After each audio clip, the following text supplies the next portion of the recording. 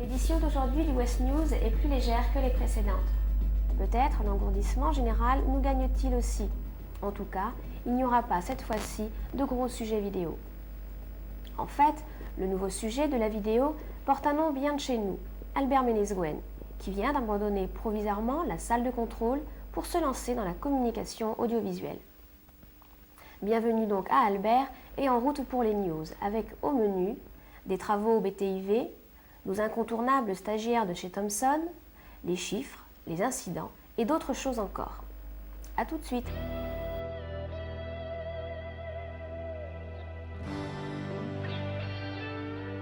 La circulation au BTIV a été quelque temps délicate.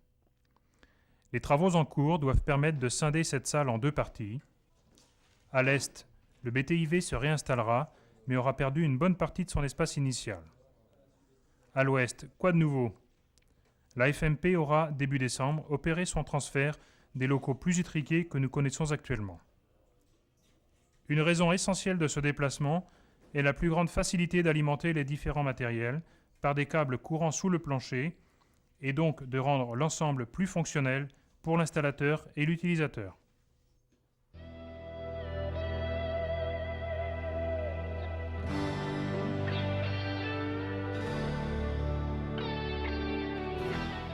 Du 18 au 22 novembre, 5 ingénieurs R6 de Thomson à Versailles sont venus chez nous s'imprégner de la réalité d'un centre en route.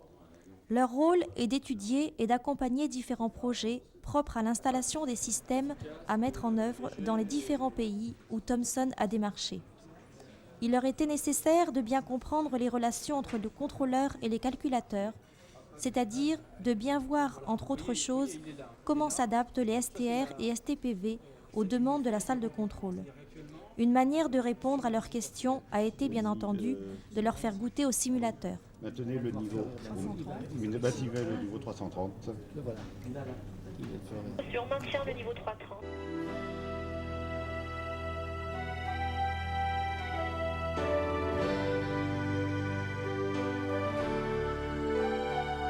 Les planifiés FIR ont augmenté d'un peu plus de 4% en novembre par rapport à novembre 1995, mais ont diminué de 1% depuis le début de l'année.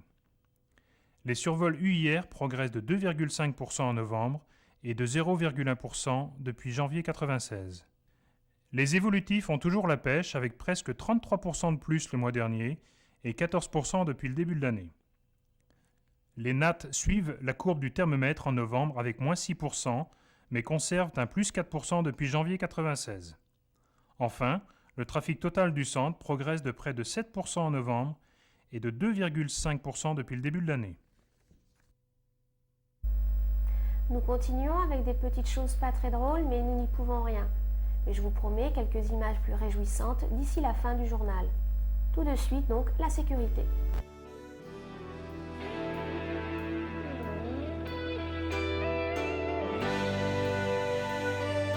La commission locale de sécurité s'est réunie le jeudi 14 novembre en présence d'une bonne participation de contrôleurs en équipe.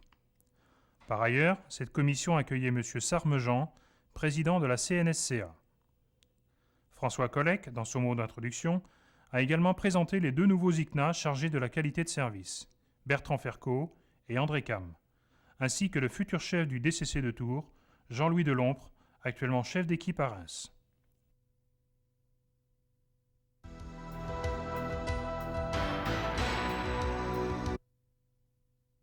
Les 4 et 5 novembre, le groupe de travail chargé de plancher sur le contenu et le déroulement du module 10, phase finale de la formation de base des ICNA, a choisi le Serena Ouest pour y poursuivre ses travaux.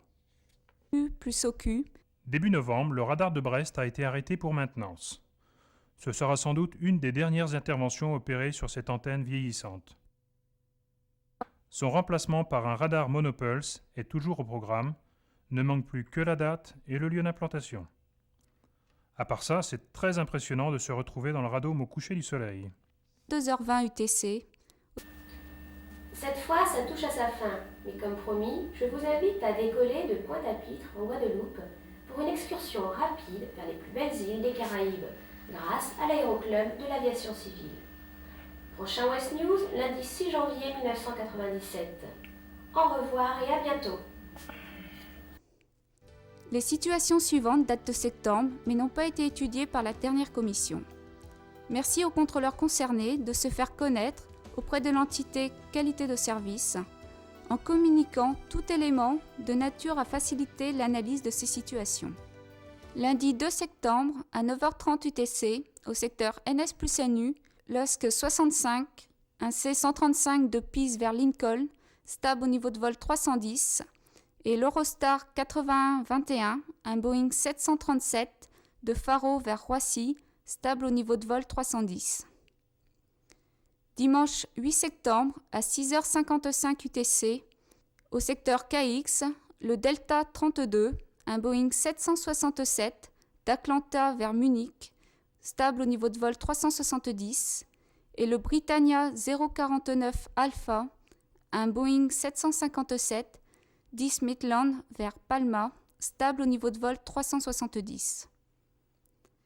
Samedi 14 septembre à 12h50 UTC, au secteur AS plus GS, le Lufthansa 4663, un Boeing 737 de Porto vers Francfort, stable au niveau de vol 350, et le Spielberg 5041, un Boeing 737 de Madrid vers Manchester, stable au niveau de vol 350. Samedi 14 septembre à 20h30 UTC, au secteur QS plus OJ, le Tourjet 411, un Airbus 320 de Gatwick vers Las Palmas, en montée du niveau 250 vers le niveau 330, et l'Oasis 232, un MD-80 de Palma vers Glasgow, stable au niveau de vol 310. Mardi 17 septembre, à 9h18 UTC, au secteur IN plus ID, le Britannique 571 Victor de Foix, un ATR-42 de Rennes vers Nice, stable au niveau de vol 100, et l'Air Transat 129, un Tristar, de Bâle vers Nantes, en descente du niveau 200 vers le niveau 70. Les situations retenues en octobre pour la prochaine commission sont les suivantes. Comme les précédents, les contrôleurs concernés sont invités à se faire connaître.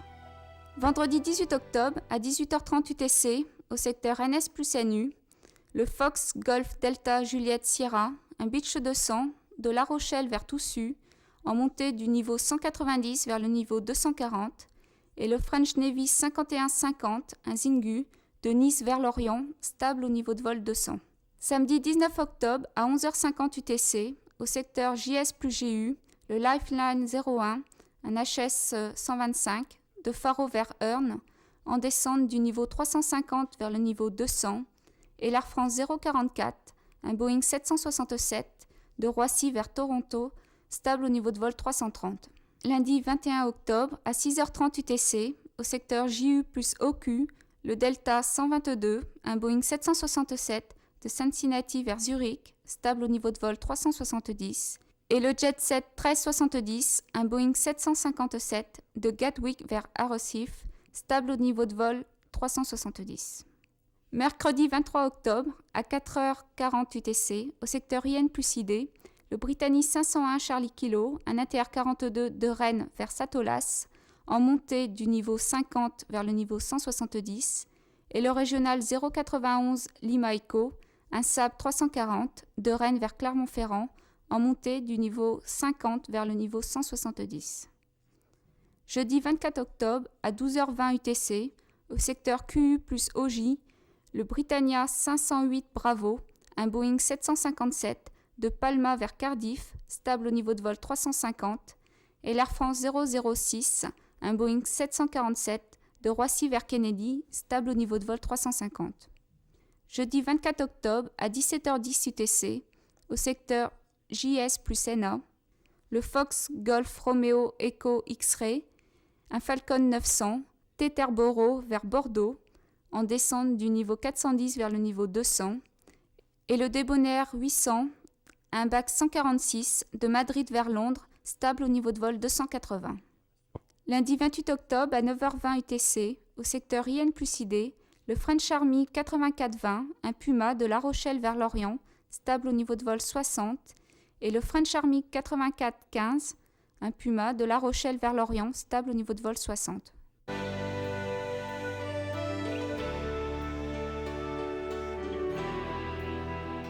Les 4 et 5 novembre, le groupe de travail chargé de plancher sur le contenu et le déroulement du module 10, phase finale de la formation de base des ICNA, a choisi le CRNA Ouest pour y poursuivre ses travaux. Début novembre, le radar de Brest a été arrêté pour maintenance. Ce sera sans doute une des dernières interventions opérées sur cette antenne vieillissante. Son remplacement par un radar monopulse est toujours au programme, ne manque plus que la date et le lieu d'implantation. À part ça, c'est très impressionnant de se retrouver dans le radome au coucher du soleil. Cette fois, ça touche à sa fin, mais comme promis, je vous invite à décoller de Pointe-à-Pitre en Guadeloupe pour une excursion rapide vers les plus belles îles des Caraïbes, grâce à l'aéroclub de l'aviation civile. Prochain West News, lundi 6 janvier 1997. Au revoir et à bientôt.